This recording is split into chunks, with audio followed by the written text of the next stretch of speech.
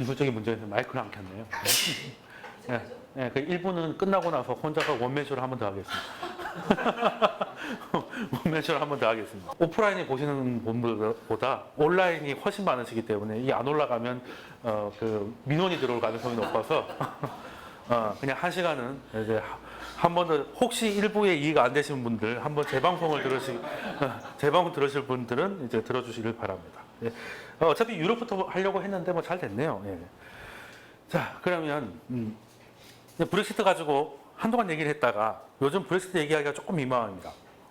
그대로 다 돌아와 버려가지고요. 그 이상하지 않습니까? 이럴 것 같으면 왜 그렇게 난리를 부렸지? 생각을 할 수 있는데요.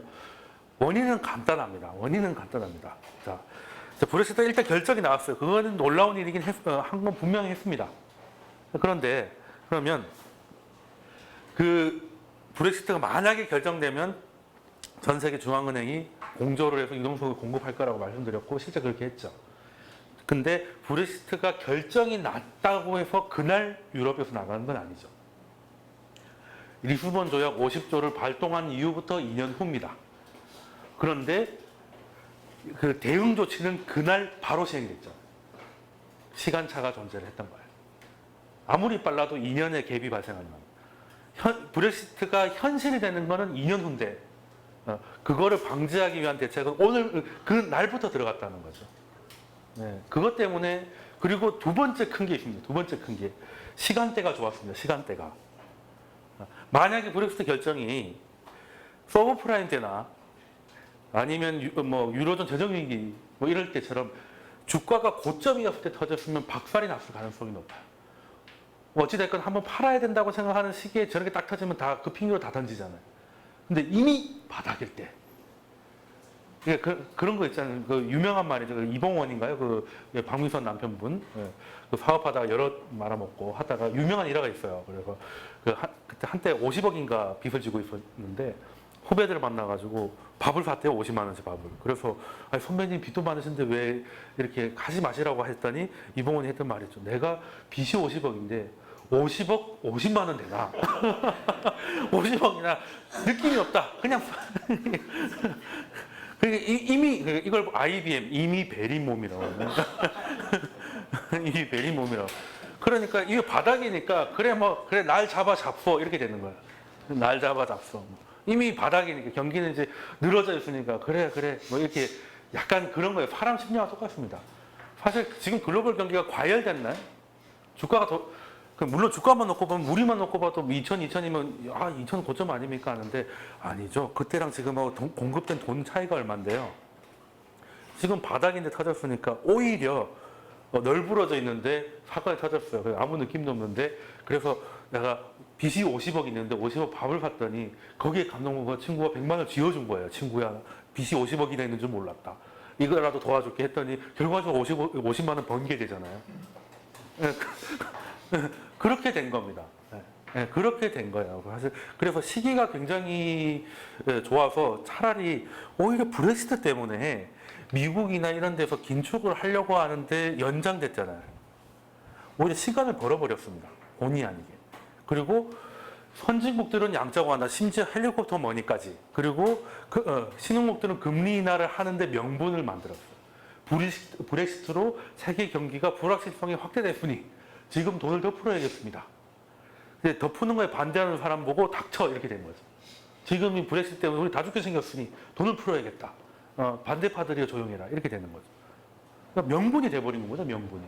그리고 이놈의 브렉시트는 아무리 빨라도 2년이니까 아직 발동도 안 했죠. 발동한 다음에 2년이잖아요.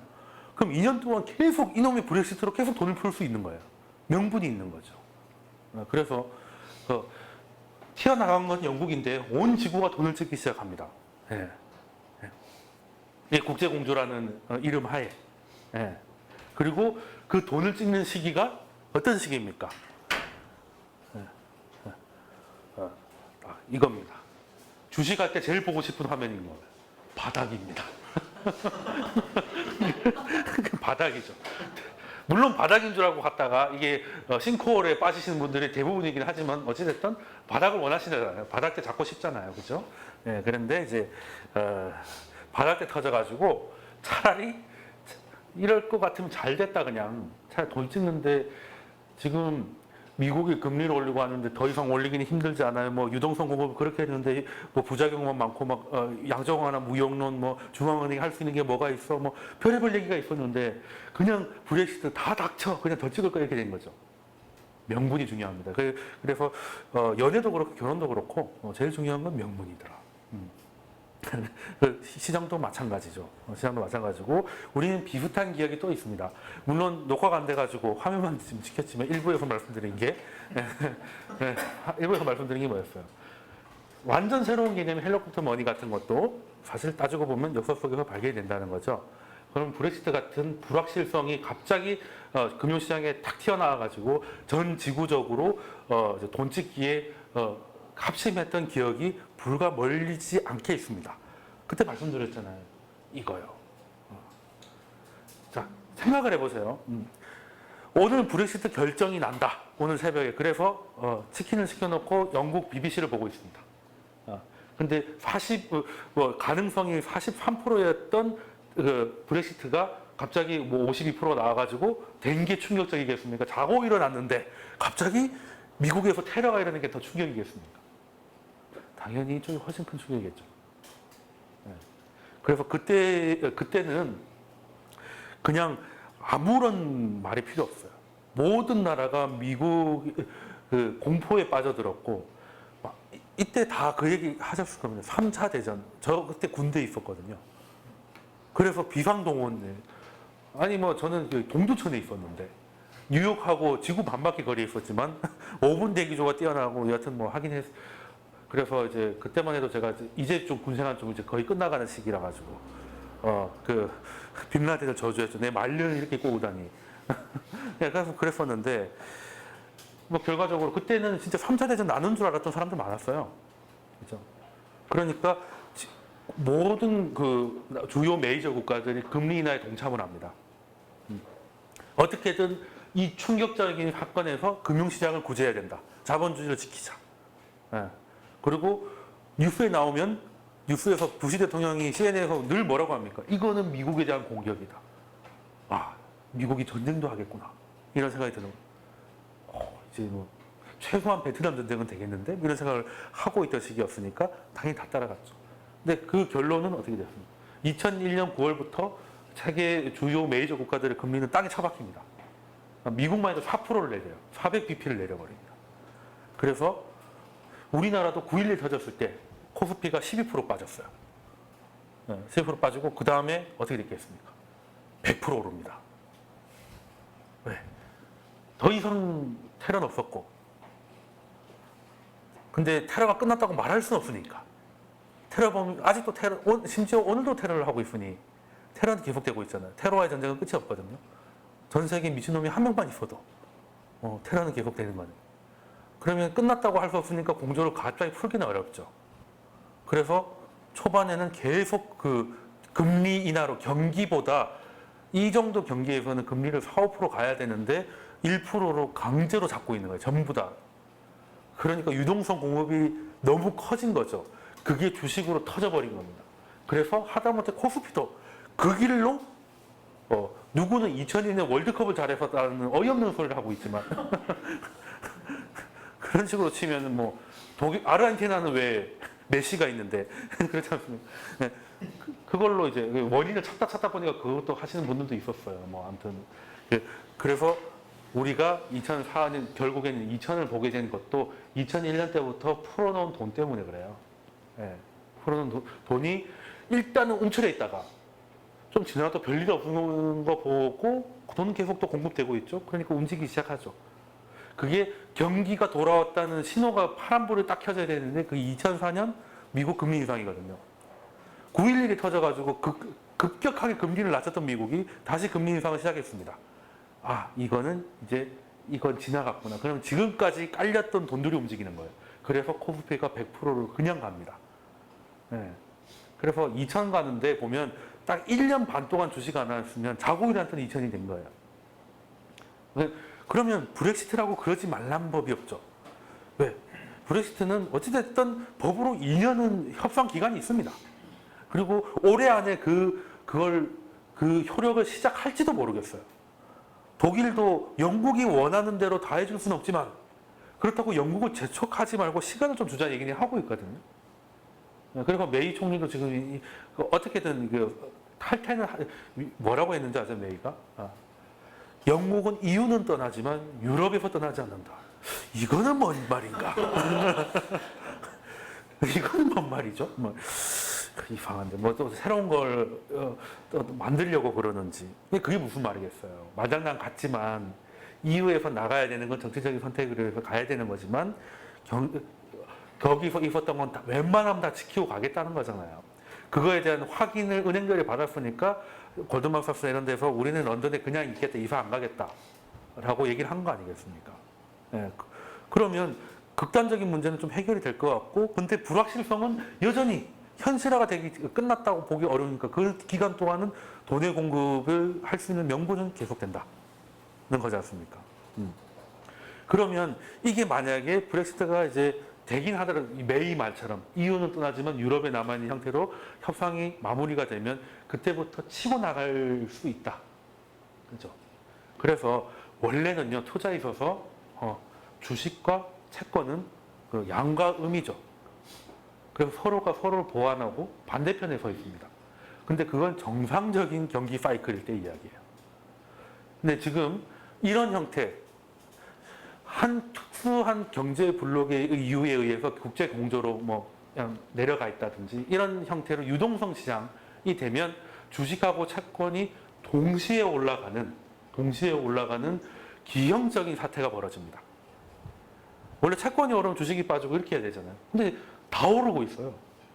그러니까 원래는 정상적일 때는 돈이 주식으로 가면 주가가 상승하고 채권 금리는 뭐 조금 높아지는 거죠. 채권 가격이 떨어지니까. 네, 그렇게 되는 거죠. 그러다가 위험해지면 채권으로 돈이 몰리니까 채권 금리 떨어지고 채권 가격 올라가고 주가는 빠지고 이게 그래서 왔다 갔다. 그래서 우리 정통적인 방법은 뭡니까? 주식, 미국, 뭐 채권, 뭐 사, 뭐 이런 것도 있고, 뭐 자기 나이가 100으로 놓고 60이면은 뭐 60% 채권에 넣어라 뭐 이런 전통적인 방법들이 있잖아요. 근데 그게 하나도 안 먹힙니다, 이제. 왜? 둘 다 가버리니까. 돈이 이쪽으로 가든 쏟아지는 돈들이 너무 많은 거예요. 네. 그러니까 비가 너무 억수가 쳐오면 내가 땀이 좀 나고 안 나고는 의미가 없는 겁니다. 그러니까 빚이 50억인데 50만 원짜리 밥을 먹냐 안 먹냐는 느낌이 없는 거 똑같은 거죠. 이럴 때 그래서 지금 투자가 굉장히 어려운 거예요. 투자가 굉장히 어렵습니다. 그래서 요즘에 제가 자주 하는 말, new normal이라고 해서 세상의 상식이 바뀌고 있습니다. 세상의 상식이. 노멀 하면 이제 보통을 얘기하지 않습니까? 근데 그 보통이고 상식적인 것들이 새롭게 바뀌고 있죠. 여기에는 뭐 저금리, 저성장 이런 것들이 다 들어가겠죠.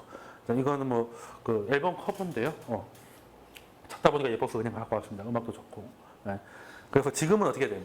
예전에는 무위험 수익률이라는 게 있었어요. 대표적인 건 예금. 예금은 거의 위험이 없다고 봐도 되잖아요. 그래서 근데 거기서 가져온 게 뭐 그럼 국채나 이런 데서 거의 무위험에 가까운 수익률이 3, 4%, 4, 5%가 되던 시절하고 지금은 그런 게 없습니다. 지금은 그런 게 없어요. 왜? 돈의 공급이 너무나 많기 때문에 무위험 수익률은 거의 사라져 버렸죠. 지금 안전한 채권, 안전한 국가의 채권들은 다 마이너스 금리로 진입을 했습니다. 그렇죠? 그러면 이제 안전하면 마이너스를 감수해야 되는 세상이 됐다는 얘기입니다. 그렇죠? 예전에는 실질적 마이너스인데 이제 액면상 마이너스가 실제로 나타났어요. 아직 우리나라에 없을 뿐이지. 그러면 이제는 리스크를 좀 더 테이킹할 필요가 있다. 지금 보시면은 뭐 브라질 국채 뭐 이런 거 보면 전 세계가 지금 올해 들어서 신용 등급이 높아진 나라는 거의 없습니다. 영국도 낮아지고 다 낮아졌는데 그러면 그 해당 국가의 신용 등급이 낮아지면 CDS라는 게 있죠. 그러니까 국채가 부도가 나면 대신 갚아주는 그 CDS 프리미엄이라는 보험 상품이 있는데 그 가격이 높아져야 되거든요. 신용 등급이 떨어졌는데 안 오릅니다. 그리고 재밌는 건 영국은 신용등급이 떨어졌는데 국채 가격이 더 올라갔어요. 왜겠습니까? 브렉시트를 결정했기 때문에 신용등급은 떨어졌지만 그것 때문에 바로 유동성 공급이 바로 시작됐기 때문에 돈이 거기까지 들어간 거예요. 그러니까 국채 가격은 더 올라가요.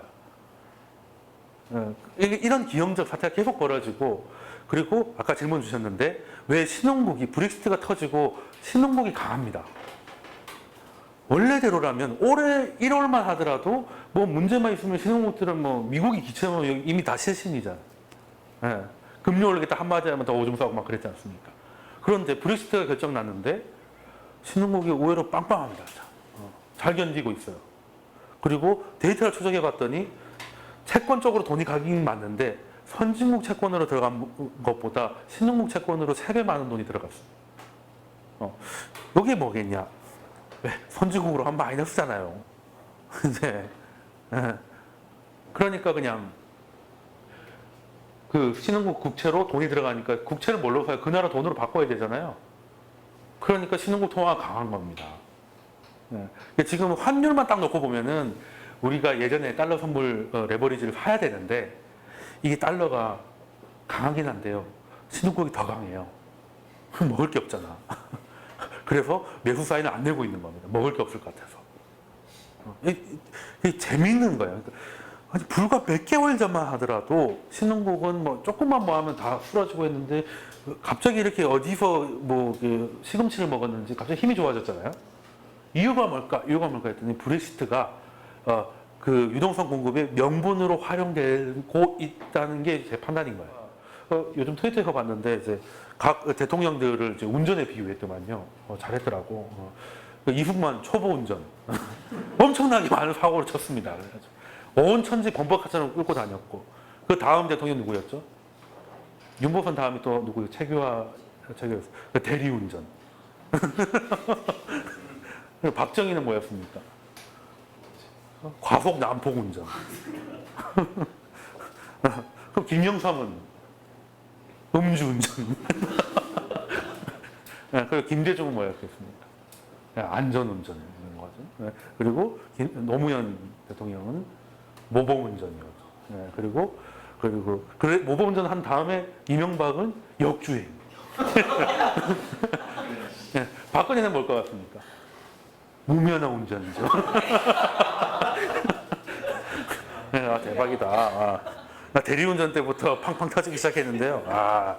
진짜 이런 거를 보고 빨리 번역을 해서 이제 해가지고 빨리 로이터에서 뭐 보도를 좀 해줘가지고 파일 영상 이런 거 같은 거 줘야 돼. 아무튼 뭐 그렇고. 그래서 지금 또 그 얘기하다가 잠깐 넘어왔는데요. 그리고 또 보복운전도 있어요, 심지어. 무보행으로 보복운전을 하고 있어. 골 때리는 거죠. 그렇습니다. 그래서 지금은 이제 어쨌든 뉴노멀이라는 거는 이제 레벨이 다운된 겁니다. 예전에는 위험 수준하면 제가 한창 공부할 때 무혐 리스크, 리스크가 없는 수익률을 한 3% 정도로 대입하고 계산하는 게 상식이었거든요. 제가 공부할 때만 해도 교재에서는 그러니까 제로 리스크 인컴은 그냥 3%라고 예시를 하고 가정을 하고 계산을 해요. 근데 그 옛날 교재를 한번 꺼내가지고 지금 보니까 3%로 무위험 나온 데가 암만 찾아도 없습니다. 제가 뭐 60 먹은 노인이 아니기 때문에 공부한 게 20, 30년 전도 아니란 말이죠. 다 2001년 이후로 나온 책 가지고 공부를 했는데, 그때는 사실 4, 5%였거든요. 그때 캘퍼스라고 아실 겁니다. 캘리포니아주 뭐 공무원 연기금 있지 않습니까? 캘리포니아가 놀라운 나라입니다. 캘리포니아가 나라였으면 전 세계 GDP 6위예요. 프랑스 다음입니다. 골 때리는 거죠. 그래서 이제 미국의 강남 같은데요. 뉴욕 이런 건 명동 같은 거고 신개발한 거는 근데 강남하고 한국이 비행기로 5시간 거리라는 게 골 때리긴 하지만 미국이 큰 나라인 것 같아요. 그래서 캘리포니아 산불 나면 좋아하는 놈들이 있습니다. 우리도 강남에 불 나면 좋아하는 일베들이 있고, 뭐 예전에 아이파크에 하고 했을 때도 뭐 꽃이다 이런 놈들이 꼭 있었어요. 약간 이제 열패감 있는 친구들인데 미국에도 그런 애들이 좀 있습니다. 캔사스 뭐 이런 데 가면 많죠. 옆집이 2km 떨어져 있고 막 이래가지고 혼자 외로운 늑대들 있지 않습니까? 예, 그런 친구들. 자, 그래서 드리고 싶은 말씀은 이제 무위험 리스크는 이제 거의 제로에 수렴했어요. 제로에 수렴했고, 그래서 지금 독일하니까 또 독일이 뚫렸죠, 이제. 예, 뭐가 뚫렸습니까? 예, 독일이 테러 그나마 청정이었는데 프랑스는 뭐 사실 동네 북인 것 같고요. 아니 프랑스는 촘촘하게 지역별로 돌아가면서 테러를 하는. 참. 근데 프랑스가 이제 좀 시리아 쪽에 죄를 많이 진 것도 있긴 하지만 어찌됐건. 근데 독일이 만약에 이렇게 되면 그나마 독일 쪽이 좀 괜찮습니다. 왜냐하면 지금 유럽에서 경기 좋은 데가 독일밖에 더 있겠어요. 그래는 독일이 만약에 이렇게 돼서 지금 그 유럽의 가장 큰 문제가 난민이지 않습니까? 난민 문제 독일 여론마저 등을 돌리면 얘기가 조금 복잡해집니다. 얘기가 조금 복잡해지고 그래서 저는 같은 값이면 베트남하고 유럽 중에서 좀 더 장기로 볼 것들을 베트남으로 가라고 하는 이유가 유럽은 좀 봐야 될 게 조금 있어요. 첫 번째, 이탈리아 은행이 아직은 걸립니다. 이탈리아 뭐 블룸버그나 이런 데 따르면 이탈리아 은행이 대출의 22%가 부실 상태라고 하는 말이 있거든요. 2.2가 아니고 22%는 22% 떼어가지고 살아남는 은행은 없습니다. 그죠? 그러면 영국이 튀어나가는 거하고 이탈리아가 유로존에 튀어나가는 그림이 다릅니다. 영국은 EU에서 나갔지만 원래 파운드를 쓰고 있었잖아요. 유로존이 깨지지 않아요. 근데 이탈리아는 유로존에서 3위 국가입니다. 독일, 프랑스, 이탈리. 그랬는데 우리의 이거 747 공약에 그 두 번째 7위 이탈리아였어요. 7%씩 4년 성장해서 세계 7위가 되자. 라는 그런 패기, 차라리 그런 패기라도 찾았으면 좋겠다 하는 생각이 좀 들긴 하는데 아무튼 그때 그런 유로존 3위, 세계 7위의 국가가 은행이 위험해가지고 유로존에서 잘려 나가잖아요. 그러면 좀 변동성이 굉장히 커질 수도 있겠죠. 그래서 지금은 이번 주 FOMC하고 다 있는데 이번 주 FOMC는 금리가 이제 뭐 동결 분위기로 원래는 빵프로였어요. 인상 분위기가 빵프로였는데 경기 지표가 너무 좋게 나오고 브렉시트가 좀 싱겁게 끝나는 듯한 느낌이 되면서 인상 가능성이 25%까지 올라왔습니다. 그리고 올해 안에 올린다는 거는 50%까지 왔어요. 그래서 심지어 9월, 12월 스트레이트 뭐 이런 얘기도 나옵니다. 이왕 이렇게 된 거 한번 가보자 뭐 이런 얘기도 있는데 지금 사실 그거보다는 그리고 이번 7월 달에 못 올리면 끝날 거라고 생각했던 첫 번째 원인이 뭡니까? 11월 대선인데 9월 달에 금리 올릴 수 있겠냐 이거였거든요. 근데 연준도 영국한테 명분을 넣은 거예요. 원래 7월에 해야 되고 대선 앞에 이런 거 하면 안 되지만 브렉시트 때문에 어쩔 수가 없었다. 라고 얘기하면 그만이지 않습니까? 그러니까 지금 브렉시트는 온 천지 갖다 붙이면 그만이다. 만병통치약이다. 그리고 하다못해 OECD가 경기 선행지수를 발표하거든요. 이번 달에 발표 안 했습니다. 다음 달도 안 할 거랍니다. OECD가 만들어진 이후로 처음 있는 일이에요. 왜? 브렉시트가 노이즈가 생길 수가 있고 괜히 지표가 일시적으로 낙폭이 나와가지고 일을 더 키울 수도 있으니 2달 동안 그냥 가만히 있겠다라고 한 거예요. 그러니까 하다못해 그렇게 해도 야 그러면 월급 받지만 얘기는 안 하는 거야. 그럴만하네. 2달 동안 오세요. 이렇게 되는 거예요.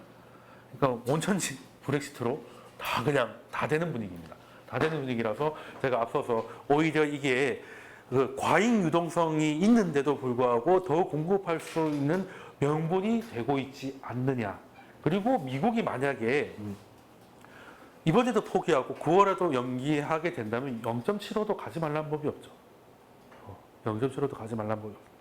명분은 만들면 그만입니다. 브렉시트의 유령이 다시 살아났다. 라고 하면 되지. 그러니까 이게 무슨 종북 좌빨처럼 아무 때나 갖다 붙이면 되는 것 같은 약간 그림도 없지 않아 있는데 그렇게 되면 우리 투자자 입장에서는 오히려 기회가 될 수 있는데 그 기회가 조금 뒤로 밀린 건 없지 않아 있겠지만 이게 더 늘리는 건 있겠다라는 거고요. 그래서 지금 이게 일부가 지금 이제 자막으로 처리를 해야 되나? 네, 그래서 일단은 혹시 뭐 질문 있으시면 두 번째인데 사실 처음 녹음하는 게 마이크를 안 켜가지고 녹음이 안 돼가지고 강의 끝나고 다시 바로 제 녹화를 하고 있는 이 또 그렇습니다. 그래서 네, 지금 그 시장 상황을 보면 사실 이런 상황입니다. 두 번째 하려고 하는데 굉장히 힘 빠지네 이거. 네. 자, 그래서 지금 이제 쉽게 말하면 유동성의 시장이라는 걸 이제 보여주기 위해서 제가 사진을 가져왔는데, 유동성 시장도 사실 이렇게 된 지가 2008년 금융위기 이후로 계속 유동성 장세였죠. 중앙은행이 돈을 찍어가지고 은행한테 돈을 쥐어줬어요. 자, 이거 가지고 대출을 좀 하렴. 이랬더니 은행이 그래 뭐 예전보다 거의 공짜로 우리한테 돈을 주니까 그냥 마구잡이로 대출을 해줘서 경기를 부양해야겠군. 이렇게 순진하게 생각하지 않는다는 거죠. 그 돈을 받아가지고 바로 다시 중앙은행에 뻗는 겁니다. 왜 어릴 때 세뱃돈 주고 다시 엄마한테 맡겨놔 하는 거 똑같은 거죠. 근데 은행도 나쁘지 않은 게 여기에 초과 지준, 즉 보증금 같은 게 있어요. 어느 정도는 중앙은행에 맡겨놔야 됩니다. 근데 그 이상을 넘어가는 거에 대해서는 초과 지준이라고 해서 이건 중앙은행의 기준에서는 부채로 잡히고 여기다 이자를 준단 말이죠. 그럼 여기서 0.1% 이자를 준다면 뭐 거의 공짜로 돈을 받아가지고 이자도 먹으니까 얼마나 좋아요. 그래서 결과적으로 목적이었던 대출이 안 나가고 돈이 부메랑 그냥 한 바퀴 돌아오는 겁니다. 그러니 그럼 뭐하러 그 짓을 하냐? 물론 이렇게 하면 시중에 금리가 떨어져가지고 경기 부양은 좀 도움이 됩니다만, 문제는 양적 완화라는 거는 돈을 찍는 건데 돈을 마구잡이로 찍으면 돈 가치가 급락을 하니까 채권을 담보로 돈을 찍는데 이제 돈을 찍어서 채권을 사고 하다 보니까 시장에 채권이 없어요. 그리고 이미 가지고 있는 사람들도 중앙은행이 계속 사야 된다는 걸 아니까 쥐고 안 파는 겁니다. 그러니까 물건이 매물이 없는 거예요. 매물이 없는 거고, 그래서 중앙은행 고민인 거지. 그러면 이것들이 돈 찍어서 줬더니 국채 사가지고 돈을 줬더니 다시 나한테 맡기니까 여기다가 맡기면 이제 이자를 마이너스로 때려버리면 다시 튀어나가지 않을까? 이 생각을 한 거죠. 그래서 마이너스 0.1% 마이너스로 탁 때립니다. 자, 빨리 다 튀어나가서 대출을 하란 말이야. 이렇게 했더니 그러면은 대출을 했을까요? 그렇게 순진한 은행이 아니죠. 그럼 0.1% 마이너스 0.1%보다 조금이라도 높은 장기 국채로 가자. 뭐 마이너스 0.005라든지 뭐 이런 거 있죠. 왜? 마이너스지만 더 심한 마이너스보다 나으니까. 그래서 오히려 이 돈들이 쏟아져 나와서 채권 시장이 다시 또 수요자가 되는 겁니다. 그래서 안 그래도 채권이 없는데 이제 장기 채권까지 씨가 마르는 거예요. 그러면 양적 완화를 해야 되는데 채권이 없으니까 사지를 못하니 돈을 못 풀고, 그래서 마이너스 금리를 때려가지고 뭔가 이미 찍은 돈을 또 골라보려고 했더니 그것도 결국에는 또 국채로밖에 가지는 않고, 그래서 머리가 아픈 상황이 된 건데, 요거를 이제 해결하기 위해서 나온 게 제가 강의를 통해서 여러 번 설명드렸지만, 국가가 채권을 발행하면 중앙은행이 유통시장, 즉 은행을 통하지 않고 바로 매입하는 거죠. 쉽게 말해서 부동산을 말씀드리면 부동산 경기를 살려야 된다라고 생각을 했을 때 가장 쉬운 거는 대출 이자를 깎아주고 대출 한도를 막 100%, 뭐 80% 이렇게 늘려주는 겁니다. 그럼 이제 사람들이 전세 올려주는 것보다 싼 이자로 대출 받자. 이렇게 해가지고 부동산 경기를 부양할 수도 있는데, 문제는 모든 시장 참여자가 집값이 떨어질 거라고 생각을 하면 무이자라고도 집값이 떨어질 것 같으니까 안 사잖아요. 그래서 은행 보고 좀 더 하라고 해서 안 되니까 이제 양적 완화는 중앙은행이 직접 나서가지고 시장에 나와 있는 그 미분양 아파트들을 매입하는 거죠. 그래서 시장을 잡아주는 겁니다. 근데 그래도 안 되니까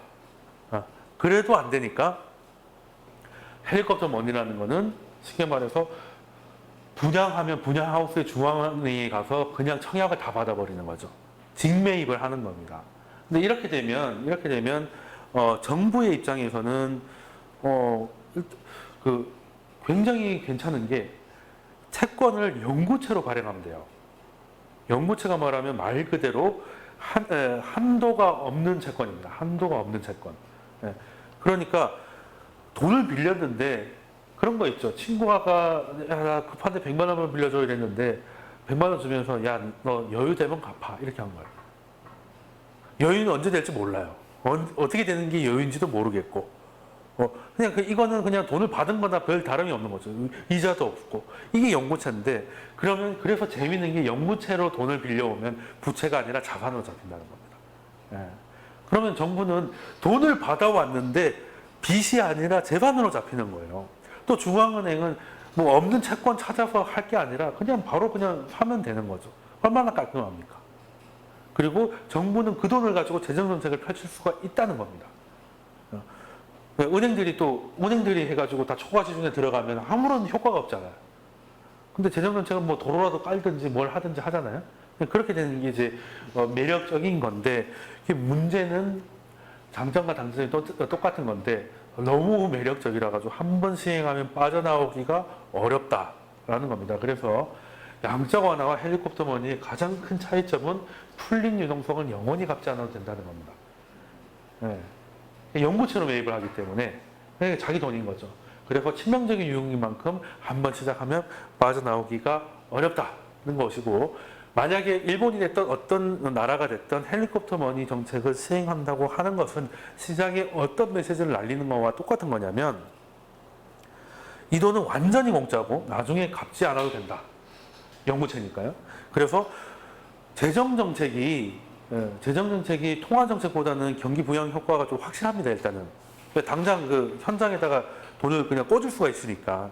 근데 문제는 재정정책을 계속하면 정부 부채가 너무 높아져가지고 언젠가는 나라 국간을 다시 채워야 되는데, 그러려면 세금을 더 걷든지 해야 된다는 거예요.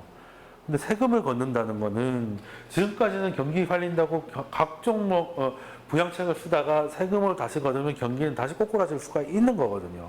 네. 그래서 그것도 부담인데 그 부담도 없어요. 갚을 일이 없으니까.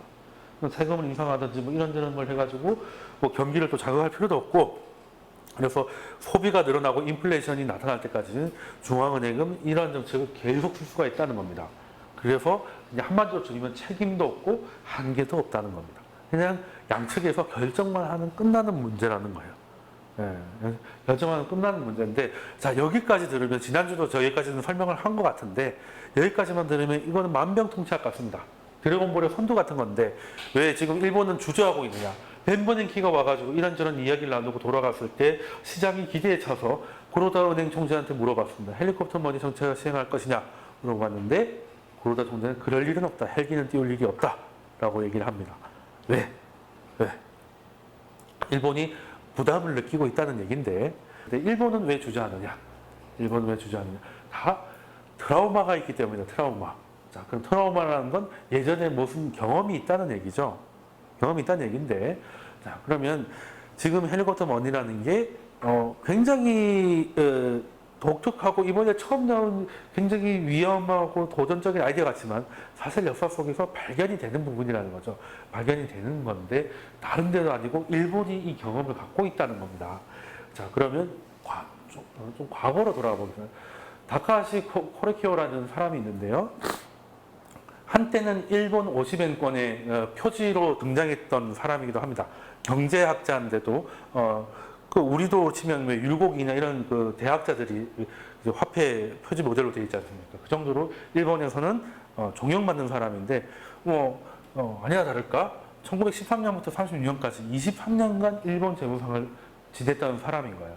얼마나 그 실력을 인정받았으면 23년 동안 같은 자리에 있을 수 있었겠느냐 생각할 수 있는데, 사실 우리가 이걸 좀 배워야 되는 거죠. 우리나라는 그때 그 JTBC 팩트체크에서도 하긴 했었는데 장관의 재임 기간이 너무 짧습니다. 이거는 장관이 이번에 그 녹취록 파문 때문에 드러난 건데 거기에 출사표를 던지지 않으면 공기업 사장 자리를 준다, 장관에 앉혀준다, 이런 식으로 거의 이제 국가의 그 요직 자리를 뭐라고 해야 되나, 전리품으로 활용을 하는 듯한 느낌이라서, 잠깐 이제 다음 총선 때까지 앉아서 그냥 월급 받다가 그러다가 이제 총선 되면 그냥 이제 다 집어던지고 나와가지고 이제 선거운동 잠깐 하다가 나는 진박이니 뭐니 이렇게 하다가 이제 국회의원이 되는 이런 형태다 보니까, 첫 번째 1년, 2년 채 안 되는 기간 동안 할 수 있는 정책이 뭐가 있겠어요? 업무 파악되면 나가는 겁니다. 사실 그 신입 직원들도 1년 좀 넘어야 자기 일 자기가 하죠. 사실 그런 말이 있지 않습니까? 뭐 신입 직원들은 뭐 삼신이다. 밥 먹을 때는 걸신이고, 잘 때는 귀신이고, 일할 때는 병신이다. 뭐 이런 얘기를 하지 않습니까? 아니 다 그냥 웃자고 하는 얘기고요. 웃자고 하는 얘기인데 그게 뭐겠습니까? 그러니까 1, 2년 동안은 그냥 배우기만 해도 벅찬 건데 이제 좀 알만해서 이제 주임 좀 달려고 하면 그냥 튀어나간다는 거잖아요. 그러면 그 부처의 장관이 매번 인턴으로 뭐 이렇게 바뀌고 있으니 뭐 어떤 정책을 좀 나라를 위해서 뭘 하고 뭐 그게 되겠습니까? 아닌 거지. 뭐 그런 건데 하다못해 독일만 하더라도 그 지금 재무장관 있지 않습니까? 쇼이블레 재무장관은 통독 시절 콜 총리 때부터 일을 했어요. 그래서 독일의 그 역사를 완전 산 증인 화석 같은 사람이거든요. 그래서 그 사람의 발언은 거의 메르켈 총리와 동급으로 취급됩니다. 오히려 재무장관 회담에서 쇼이블레 의중이 메르켈보다 더 중요할 때도 있거든요. 네, 뭐 그렇긴 한데 그런 거 보면 우리나라 보면 참 안타깝다 뭐는 생각이 들고 자 그래서 원론으로 들어오면 그래서 이 아저씨가 뭘 했냐? 뭘 했긴요. 그때 당시에 지금 해리포터 머니 같은 시행을 했었다는 거죠. 자, 재임 기간 보시죠. 1913년부터 재무상이었습니다. 1년 후에 1차 세계대전이 발발합니다. 그러고 나서 1차 세계대전만 하더라도 일본이 승전국이었죠. 만약에 그때 패전국이었으면 우리나라가 뭐 이렇게 안 됐을 수도 있는데 뭐 안 됐으면 러시아에 넘어갔을 수도 있겠습니다만 어찌됐건 그리고 1차 세계대전으로 공국과잉이 일어나서 결국에는 대공황이 일어납니다. 그죠? 대공황이 일어나서 그래서 일본도 대공황에서 벗어나기 힘들었죠. 그래서 벗어나기 위해서 이 양반이 꽤 강력한 정책을 시행합니다. 여기는 근본이자를 폐지해버려요. 그러니까 지금으로 치면 우리나라가 지금 마이너스 금리만큼 충격적인 거예요. 지금은 이제 은행에다 돈을 맡겼는데 내가 이자를 내야 된다. 이거 굉장히 비상식적이고 충격적인데 사실 근본이자가 깨졌을 때도 이 정도 충격보다 더 했을 거라는 겁니다. 예전에 근본이자라는 거는 그냥 금을 전당포에 맡겨놓고 그 보관증을 거래하는 게 화폐의 개념이었는데 이제부터는 금을 안 주겠다는 거죠. 개런티를 안 해준다는 거죠. 그럼 왜 이렇게 깼겠어요? 근본이자가 돼 있으면 금이 없으면 돈을 못 풀잖아요. 그러면 돈이 없으면 재정정책이고 뭐고 못 하는 거예요. 경기 부양하라 통화정책 한다. 그럼 돈 푼다는 얘기고 그건 통화정책은 중앙은행 돈 풀고 재정정책은 정부가 돈을 푸는 건데 금에 돈이 묶여 있으면 금이 뭐 갑자기 캘리포니아 같은 금광이 계속 발견되지 않으면 그리고 여기서 팁으로 말씀드리면 예전에 뭐 금융위기 때부터 제가 돈을 찍으니까 이제 금으로 돌아가자, 근본위주로 돌아가자 이런 어이없는 얘기를 하시는 분들이 계신데 그분들이 얘기하는 게 차라리 근본위세가 나았다. 뭐 이렇게 늘 심심하면 금융위기 터지고 하는 것도 짜증납니다. 근본위제면 더 안전하지 않느냐라고 하는데 그때는 근본위제가 꽤 오래 갔던 이유가요. 캘리포니아나 같은 이런 데가 발견돼가지고 금의 공급이 폭발적으로 늘었습니다. 그래서 근본위제를 굳이 깨지 않아도 화폐 공급을 많이 할 수 있었단 말이죠. 근데 이제는 발견되는 게 제한적일 테니까 그래서 돌아간다는 거는 다 어이없는 얘기로 취급되고 있고 아무튼 근본위제 금에서 숙배가 벗어나서 유동성을 확대하고 국채를 발행해서 중앙은행이 그걸 인수합니다. 딱 헬리콥터 머니인 거죠. 그리고 금리 인하 즉 엔화를 절하시켜가지고 수출에 나섭니다. 그렇게 해서 대공황을 벗어나요. 대공황을 벗어나는데 일단은 급할 때는 전쟁에도 몰핀 같은 건 마약인데 워낙 고통스러울 때는 몰핀을 놓고 하지 않습니까? 근데 이제 전쟁이 끝나고 이제 병원에 도착을 했어요. 그러면 이제 마약성 이런 거는 좀 줄이고 정상적인 치료를 해야 되지 않습니까? 그러면 지금까지는 그 대공황을 벗어나기 위한 긴급 조치였단 말이죠. 그러면 이제부터 정상적으로 돌아가야 돼요. 왜? 정상적으로 돌아가지 않으면 돈은 정말 무한대로 공급될 것이고 국채도 계속 발행될 것이기 때문에 국채와 화폐에 대한 신뢰가 떨어진다는 거죠. 즉 하이퍼 인플레이션이 온다는 겁니다. 그러면 실물 경제가 무너질 수 있어요. 화폐가 그 기능을 상실한단 말입니다.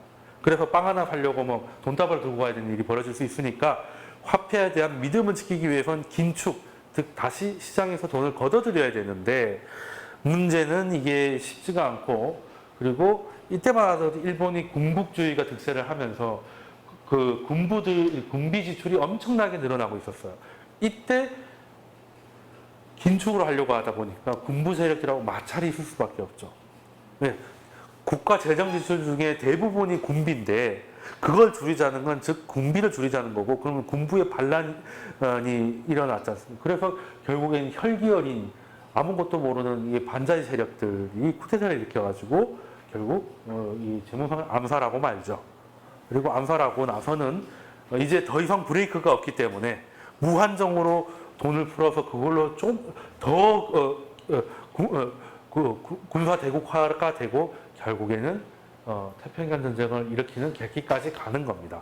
계기까지 간 거고, 자 그러면 일본만 이랬을까요? 사실 우리는 1차 대전 이후에 힘들었던 건 일본보다 더 기억하는 건 독일일 겁니다. 네, 독일일 건데 독일도 똑같은 일이 있었어요. 얄마르 사우트라는 민간인이었는데 히틀러가 이제 나치로 영입을 해서 대공황 시절에 당시 독일의 중앙은행이었던 라이스 방크의 총재를 맡기고 경제장관까지 경임시킵니다. 즉 우리로 치면 한국은행 총재하고 기획재정부 장관이 한 몸이에요. 아니, 한 사람이에요. 니 혼자 다 해먹어라 이거죠. 네. 그러니까 그 정도로 히틀러가 신임을 한 겁니다. 그래서 뭐 그렇게 신임하기에는 실력이 있었겠죠. 그러면은 이제 1차 세계대전 이후로 바이마르 공화국이 엄청 힘들었을 때 이제 히틀러가 집권을 한 이후에 독일이 다시 재무장을 하는 과정에서 이 사람은 어떻게 이 수렁에서 독일을 구해냈는지를 보면요. 일단 경제장관을 겸임하면서 재정정책을 크게 확대했다고. 앞에 그 친구는 똑같죠. 똑같고 자금은 중앙은행에 직접 채권을 발행했다. 이거는 뭐 헬리콥터 머니도 아닌 거죠. 그냥 헬리콥터 자체가 그냥 그건 거죠. 네, 중앙은행이 채권을 매입하는 거 자기가 발행하고 자기가 사는 거니까 이건 뭐 그냥 이런 직구가 없는 거죠. 결과적으로 똑같은 겁니다. 그래서 이 돈으로 재정정책을 크게 확대를 합니다. 크게 확대를 하고 그리고 당시에 독일의 짱이 누굽니까? 히틀러죠. 그래서 경기가 살아난 만큼 독일이 재무장을 합니다. 근데 이 친구도 이제 그 나치 당원이었기 때문에 재무장 자체까지는 이제 찬성을 해서 군비도 증강을 많이 했어요. 문제는 이 사람이 생각했던 재무장은 1차 대전 이후로 베르사유 조약으로 해서 거의 나라도 아닌 걸로 찢어진 독일이 정상국가로 가기 위한 군 보유였지 히틀러처럼 세계 정복은 아니었다는 거죠. 그래서 나중에 되니까 서로 문제가 많이 생기면서 히틀러와 결국 결별을 합니다. 결별을 하고 얼마 지나지 않아서 히틀러는 폴란드를 침공해서 이제 2차 세계대전을 발발시키죠. 자, 그러면 참 재밌는 거는 일본과 독일이 헬리콥터 머니로 표현되는 이제 엄밀히 말하면 화폐 재정화 정책을 시행해 본 경험이 한 번씩 있다는 겁니다. 근데 그 결말이 다 전쟁으로 끝났다는 거죠. 근데 헬리콥터 머니를 하면 다 전쟁이 일어나는 건가? 라고 생각할 수 있는데 왜 전쟁이 일어났을까? 왜 전쟁으로 결말이 끝났을까? 그걸 생각해 봐야 될 게 일단 헬리콥터 머니라는 거는 굉장히 좀 그 유혹이 강하기 때문에 한 번 시도하면 빠져나가기가 굉장히 어려워요. 정상화되기가 어렵습니다. 쉽게 말해서 몰핀이나 뭐 도핑 약물을 먹고 운동하던 운동선수가 이제 약을 안 먹고 하려니까 잘 안 되는 거죠. 이게 원래 정상인데도 불구하고. 그래서 계속 유혹에 시달리는 것인데 그래서 지금 러시아도 지금 뭐 이번에 올림픽 때 다 못 간다고 하지 않습니까? 자, 그러면 왜 전쟁을, 물론 이것 때문에 전쟁을 했다고 보긴 어려우나 전쟁이 갖고 있는 특성을 생각해 보면은 답이 좀 나올 수 있다는 거죠. 그래서 경제 역사가들은 이런 그 화폐 재정화, 즉 헬리콥터 머니의 탈출 전략으로서 그 탈출이라는 거는 이제 긴축인데 헬리콥터 머니를 시행했다는 거는 굉장히 경기가 불안하고 하기 때문에 극단적인 재정 정책을 이제 시행을 해가지고 어떻게든 경기를 살려냈다는 거거든요. 그러면 일단은 막대한 재정 정책을 투입을 하면서 그 중에 상당 부분이 또 당시에는 또 이제 제국주의 시절이었으니까 이제 군사력으로 되면서 이제 전체주의 국가화 되는데 하나의 재원이 된 거죠. 그게 아니었으면 그런 전체주의 국가가 나타나지 않았을 수도 있다는 건데 그래서 막대한 재정 지출과 군사력이 충만해서 정부에 대한 지지도는 굉장히 높습니다. 일본과 당시 독일을 생각해 보시면 뭐 나라를 위해 뭐 자살하고 하는 것들이 하나의 명예로 취급될 정도로 충성도가 높았던 거죠. 근데 문제는 이걸 정상화시키기 위해서는 이 헬리콥터 머니라는 건 울고 있는 아이한테 사탕을 입에 물려줘가지고 울음을 그치게 하는 효과였는데 긴축이라고 하는 건 이때까지 줬던 혜택을 걷어들여야 되는 거거든요. 그래서 이제 울음을 겨우 멈춘 아이 입에서 다시 사탕을 뺏어와야 돼요. 그러면 처음에 올 때보다 더 격렬하게 올 수도 있어요. 왜? 이 아이는 사탕을 맛을 봤기 때문에 더 운단 말이에요. 사탕을 다시 달라고. 처음에 이런 게 몰랐으면 모르겠는데 맛을 봤기 때문에 이제 애가 우는 정도가 아니라 들어서 자지러지는 거죠. 그러면 어떻게 해야 되겠습니까? 지금 그래서 그냥 너무 피곤하게 우니까 그냥 계속 사탕을 먹여요. 그럼 무슨 부작용이 생깁니까? 말씀드렸잖아요. 돈을 너무나 쉽게 공급하고 국채가 너무나 많이 공급되기 때문에 하이퍼 인플레이션이 와서 모든 게 끝나버린다는 거예요. 그러면 인플레이션을 막으려면 인플레이션이 뭐야? 물건 가격이 너무 오르는 거죠. 하이퍼 인플레이션은. 그러면은 이만큼 돈 지금 만큼 물건을 많이 만들면 되겠네? 그죠? 근데 그걸 갑자기 그게 만들어지나요? 그럼 물건을 많이 만들려고 하면 뭐 인건비나 원자재 값이 또 잡아줘야 되잖아요. 그러면 어떻게 하겠습니까? 전쟁하면 한꺼번에 해결됩니다. 일단 전쟁을 해가지고 다른 나라에 일단 쳐들어가가지고 원자재나 이런 걸 뺏어올 수 있죠. 그리고 전시체제로 군수공장을 돌려가지고 나라를 위하여 해서 이제 인건비 그냥 꽉 쥐고 노조 만들면 빨갱이로 다 쏴 죽이고 이러면 되지 않습니까? 그러면 공급이 확 늘어나요. 그러면 인플레가 와야 되는데 공급이 같이 내려버렸기 때문에 인플레가 별로 안 옵니다. 그리고 이 국가에 대한 충성을 가지고 다른 데다가 에너지를 확 쏟아버리기 때문에 그냥 이 모든 게 해결돼 버리는 거예요. 그래서 헬리콥터 머니를 쓰면 전쟁이 일어난다는 게 아니라 그 전쟁이라는 극단적인 선택을 하게끔도 만드는 정도로 탈출 전략을 짜기가 어렵다는 겁니다. 어렵다는 겁니다. 그래서 처음부터 적당히 했으면 좋은데 너무 이제 공격적으로 이제 통화 정책이 이 카드를 빨리 써버리면 아이한테 사탕이란 걸 빨리 물려버리면 내가 가진 거는 사탕 2개밖에 없는데 아기가 벌써 5-6개를 요구해버리면 피곤해지잖아요. 그러니까 이제 일본은 이제 이걸 좀 고민하고 있는 거고 미국이나 이런 데서는 사실 이번 위기는 양적 완화나 국제 공조를 통해서 어느 정도 다 벗어났단 말이죠. 근데 다음에 또 경제 위기가 오지 말란 법이 없죠. 금융위기가 오지 말란 법이 없습니다. 그때 되면 양적 완화는 이미 당연한 것이고 유로존이나 미국도 헬리콥터 머니를 시행해야 될 가능성이 높아요. 근데 그러기에는 말씀드렸잖아요. 부작용이 효과도 확실하지만 부작용이 빡시다는 거니까 그러면 꽤 선진국 중에서 마루타가 필요한 겁니다. 양적 완화도 일본에서 먼저 실험을 했지 않습니까? 2001년에 버냉키가 왜 고문으로 가 있었겠어요. 그때 일본이 전 세계 최초로 공식적인 양적 완화를 처음 시작할 때가 그때였지 않습니까? 2006년까지. 그렇게 해가지고 2006년 이후에 벤버냉키가 이제 연준 의장이 돼서 돌아와서 2년 만에 금융위기가 터졌을 때, 아무리 버냉키가 대학자라고 하더라도 그런 정책을 그런 위기 때 쓴다는 건 웬만한 뚝심 가지고는 힘들어요. 그러면 일본에서 쌓았던 경험이 없었다면 과연 그럴 수 있었을까? 일본이 그랬는데 완전히 뭐 이렇게 그걸 써서 잘 됐다는 게 아니라 효과와 부작용을 정확히 봤다면 효과는 나동될 것이고 부작용에 대한 그 대책만 세워놓고 시행할 수가 있잖아요.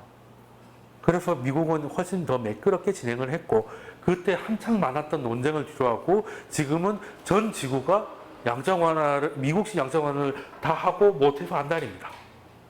처음에 말했던 유럽이 뭐라고 했습니까? 유럽 중앙 그때 벤버냉키가 1차 양적 완화를 천명했을 때 도이치방크 총재가 뭐라고 했어요? 저건 중앙은행도 아니라고 했어요. 미친놈이라고 그랬어요. 엄밀히 말하면. 근데 지금 이 시비는 어떻게 하고 있습니까? 늦게 배운 도둑질에 해 뜨는지 모른다고 더 미친듯이 하고 있죠. 근데 유럽은 일본보다 나은 게요. 일단은 양적 완화가 여기 있고 헬리콥터 머니가 여기 있으면 중간쯤 되는 정책이 마이너스 금리입니다. 마이너스 금리. 네.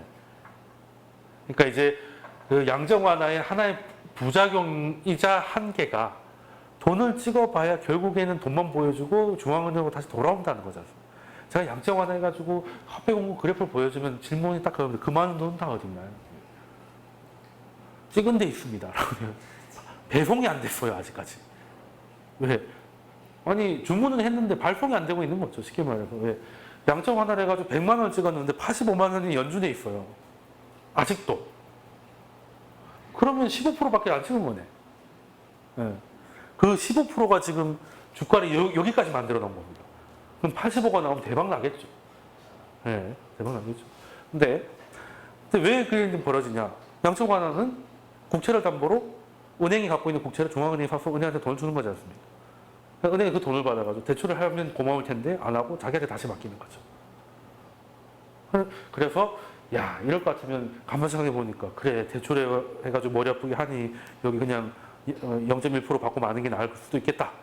내가 은행이라도 그러겠군이라고 해가지고 그럼 그걸 못하게 해야지라고 해서 22에서 0.3, 마이너스 0.3을 확 때려버린 거예요. 근데 지금 일본보다 더 먼저 했고 더 강하게 때리지 않습니까? 근데 유럽은 이게 효과가 좀 있어요. 일본보다.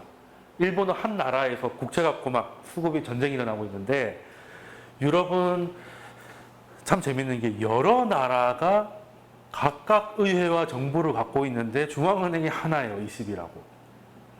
그러니까 엄밀히 말하면 경기가 나빠지면 각각의 국가들은 재정정책밖에 못 씁니다. 통화정책은 다 합의를 해서 같이 써야 되니까.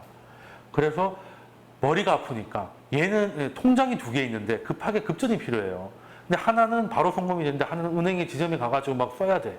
그러면 당장에 돈을 쓰겠죠. 그래서 재정정책이 쓰기 쉬우니까 재정정책으로 금융위기 때 열심히 막은 거예요. 그래서 재정정책은 뭐겠습니까? 정부가 돈을 쓰는 거잖아요. 그러니까 정부가 돈이 없어요. 그래서 유럽은 재정위기라고 하는 거예요. 미국은 금융위기잖아요. 그냥 재정위기인데 그래서 이제는 재정정책을 쓰려고 하니 돈이 없어요. 통화정책은 옛날부터 지금부터 계속 못 쓰고 있고. 그래서 유럽이 그래서 약간 머리가 아픈 상황이었는데 마이너스 금리가 딱 되니까 대출을 냈더니 이자를 나한테 줘요. 마이너스 금리니까. 야, 이거 괜찮은 거죠. 그래서 지금 최근에 유로존들 국가들이 이자 부담이 확 줄었습니다. 40% 가까이 준 데도 있어요. 왜? 이자가 빠진 게 아니고 이자를 그냥 받으니까 이제는. 그래서 마이너스 금리의 긍정적인 효과가 이겁니다. 그래서 국가한테 정부가, 물론 헬리콥터 머니는 아예 그냥 그 돈이 부채도 아닌 걸로 잡히지만 마이너스 금리는 이자를 받는 거지 않습니까? 근데 헬리콥터 머니는 그냥 이자가 아니고 그냥 원금까지 다 내 돈이에요, 그냥. 그러니까 그 전 단계라고 보시면 되는 건데, 유럽이 갖고 있는 가장 큰 맹점, 재정 정책을 하기에는 나라가 돈이 없다는 문제. 예, 요거를 쉽게 말해서 이자가 없다면 한 1,000만 원 땡겨 쓰다가 나중에 1,000만 원 받을 일만 있으면 그건 돌리면 그만이잖아요. 근데 그 사이에 수수료를 좀 준대. 그러면 별 문제 없이 계속 돌리면 거기서 짤짤이 해도 되잖아요. 그 돈 가지고 재정정책을 하고. 그렇게 되면 그 채권의 성격이 바뀌니까 부채가 좀 는다 하더라도 신용등급 이런 것들이 급격하게 떨어질 일이 없어요. 네. 가장 큰 문제가 뭡니까? 원금은 원금인데 제일 문제가 이자 낼 돈도 없을 때가 진짜 큰일이잖아요. 원금은 어차피 갚을 생각도 없어요. 갚을 수도 없어. 우리가 경매 왜 넘어갑니까? 아파트 10억짜리를 6억 빌려서 샀는데 당장 6억이 없어가지고 당장 6억이 없죠. 그러니까 대출을 낸 거 아니겠습니까? 근데 이자가 한 달에 400만 원 나오는데 그것도 못 갚겠다라고 하면 넘어가는 거잖아요. 원금은 20, 30년 되니까 천천히 갚으면 되는 건데 그래서 이제 정부도 그 이자가 확 줄어드니까 할 수 있는 게 늘어나죠. 네. 그리고 이제 채권이 예전보다 안전해지죠. 얘는 이자가 마이너스니까 내면 낼수록 나한테 들어오는 돈이 생겨요. 그러면은 재무제표가 좋아지잖아요. 그럼 재정정책 써도 돼. 신용등급 안 떨어질 거 아니에요. 괜찮지 않습니까? 신용등급이 떨어져도 실질적인 부담이 별로 없기 때문에 큰 차이가 없어요. 그럼 유럽은 이제 숨통이 조금 트이는 겁니다. 일본하고 유럽이 약간 이제 같은 정책을 놓고도 약간 고민이 좀 다른 거고, 그래서 유럽은 마이너스 금리로도 어느 정도 긍정적인 면을 보고 있기 때문에 헬리콥터 머니까지 얘기가 안 나오는 거예요. 아직 거기까지는 안 가도 된다. 내가 그걸 모르는 건 아니지만 굳이 지금 이 얘기를 할 필요가 없다는 거죠. 네, 아직까지는 거기까지는 안 가 있으니까. 뭐 그렇게 돼서 이 논쟁이 지금 일본에 불붙은 건데, 제가 보기에는 이런 얘기가 나오면 언젠가는 쓴다. 언젠가는 쓰고, 일본에서 실험하려고 한 분위기 잡는 거 보니까 언젠가는 미국에서도 하겠구나. 일본이 먼저 해가지고 죽든지 살든지, 그러니까 뭐 어떻게 하면 죽고 어떻게 하면 사는지만 데이터만 나오면 일본은 일본대로 계속 호구짓을 할 것이고, 이제 이렇게 된다는 것인데, 그래서 이제 그러다가 했던 말이 있죠. 일본 이제 중앙은행이 이제 그 마이너스 금리를 때렸는데 오히려 엔이 강세를 보일 때 그런 의심을 많이 받았습니다. 일본의 중앙은행이 이제 할 게 없을 거다라고 했는데, 그러다가 일본 사람들은 특히나 이제 본심을 숨기지 않습니까? 그런 일본 사람이 또 그런 중책이 있으면 더 그럴 건데 한마디 했던 말이 의미심장해요. 중앙 정책의 정책은 무한하다. 헬리콥터보다 더한 것도 나오지 말란 법이 없다. 그렇잖아요. 헬기가 한 대만 뜹니까? 뭐 신유쿠 같은 게 떠가지고 미친듯이 뿌릴 수도 있는 거지. 그렇기 때문에 그건 괜한 말이 아닐 것이다. 그래서 투자 명언 중에 하나, Don't fight Fed, 즉 중앙은행하고 싸우지 마라 하는 게, 제 아무리 세계 최고의 헤지펀드고 뭐고 해도 중앙은행은 무한대입니다. 무한대입니다. 결심만 하면 못할 게 없는 곳이기 때문에 뭐 전쟁이 일어나든 말든 하면 되는 거잖아요. 안 해본 것도 아니기 때문에. 그래서 무한되는 거고, 또 이제 전쟁하니까 잠깐 언급해 드려야 될 게, 이제 우리나라가 이제 인터넷에 보면 사드를 이제 설치해가지고 한 번 더 전쟁이 날 것 같다, 뭐 이렇게 각종 우려와 이런 게 좀 있긴 한데, 뭐 그거는 저는 잘 모르겠어요. 잘 모르겠는데, 일단은 지금 사드는 그 중국의 입장에서 봤을 때는 남중국해한테 약간 가려져 있습니다. 약간 가려져 있고, 지금 이게 마치 우리 지금 왕이가 또 얼마 전에 며칠 전에 그 얘기했죠. 이틀 전인가요? 그래서 한국 친구들은 생각을 잘해라, 뭐 이런 식의 얘기를 했어요. 그게 뭐겠습니까? 웬만하면 하지 말지 이거지 않습니까? 그랬는데 아직 구체적인 뭔가는 보이지는 않고 있는데, 지금 어쨌든 중국 국민들도 사드가 항복이 원해서기보다 미국이 갖다 꽂았다는 걸 다 알기 때문에 미국 제품 불매 운동이 좀 일었어요. 그런 걸 하자는 분위기가 생기니까. 그런데 왕이 외교부장이 합리적인 애국이 필요하다, 하지 마라 이거죠. 그러니까 이제 왜냐하면 우리도 미국한테 아쉬운 게 있다는 얘기지 않습니까? 그러니까 중국이 좀 고민스러운 게요, 남중국 해는 포기할 수는 없고, 그렇다니 그걸로 다 받아주자니 미국이 너무 많은 걸 요구하고, 미쳐버리겠는 거죠. 미쳐버리고, 그리고 MEF도 걸려 있어요. 그러니까 중국 입장에서는 참 제갈량이 필요한 상황인데, 그래서 한국이 얄밉지만은 완전히 내칠 수도 없어요. 일본은 내칩니다.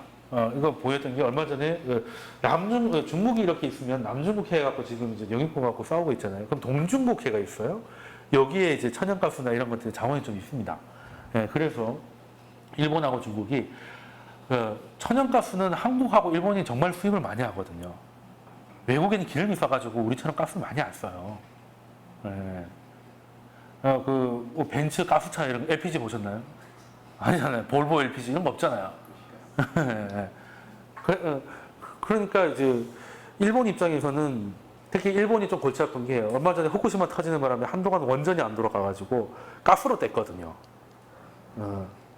이게 전기를 원자력으로 돌리다가 가스나 석탄을 돌리면, 물론 모든 비용을 다 계산한 원전이 싼 건 아니에요. 뭐 부지 선정, 뭐 기술 하는데, 일단 만들어진 걸 돌린다고 봤을 때 있는 거를 열온산 끄고 화력발전소로 돌리면 KTX를 타고 부산 가다가 모범 택시를 타고 부산 가는 느낌이라고 보시면 돼요.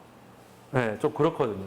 그래서 가스가 너무 머리가 아픈 거예요. 일단은 일본이. 그래서 중국하고, 야, 우리 이거 동중국해에 가스가 많다는데 우리 같이 꽂아서 나눠 쓰자 이렇게 해가지고, 그래 하기로 했는데, 그래서 근데 둘이 사이가 안 좋아지면서 말은 해놓고는 별로 지지부진합니다.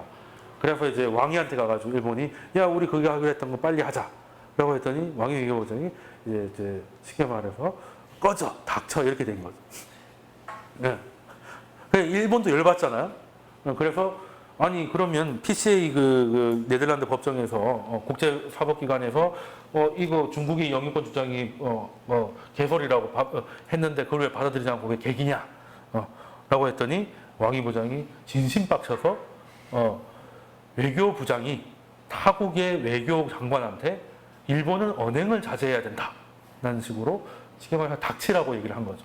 그리고 너는 당사자도 아니면서 왜 꼴값이냐? 라고 얘기를 하고 자꾸 일본이 거기에다가 간섭하면 음모를 의심할 수밖에 없다. 한마디로 미국이 뭐라고 하디? 이거죠. 뭐 그러니까 그거는 너는 끼지 마. 넌 빠져. 이거죠. 일본은 어차피 중국도 협상할 생각이 없어요. 걔는 미국의 계획이 확실한 게인데 문제는 한국이 애매한 거죠. 그 둘이 막 꺼지라 닥쳐라 막 언행을 자제하라고 했을 때 한국도 가 있었어요. 뭐 있겠습니까? 격렬하게 가만히 있었죠. 거기서 누구 편들었다가 무슨 욕을 먹으려고. 진짜 존나 가만히 있어야지 뭐 이런 거 있지 않습니까? 그게 맞아요. 가만히 있어야지. 거기서 괜히 말 실수 한 번 했다가 이럴 때는 그냥 아무 편도 안 들고 그냥 가만히 있는 게 최고인데 그래서 지금 중국도 사실 거기에서 고민이 한국이 이걸 어찌해야 될지. 하는 건 얄미운데 수출하고 이렇게 해먹는 건 우리 때문에 먹고 살면서 말이야. 미국 말은 또 곧잘 듣고.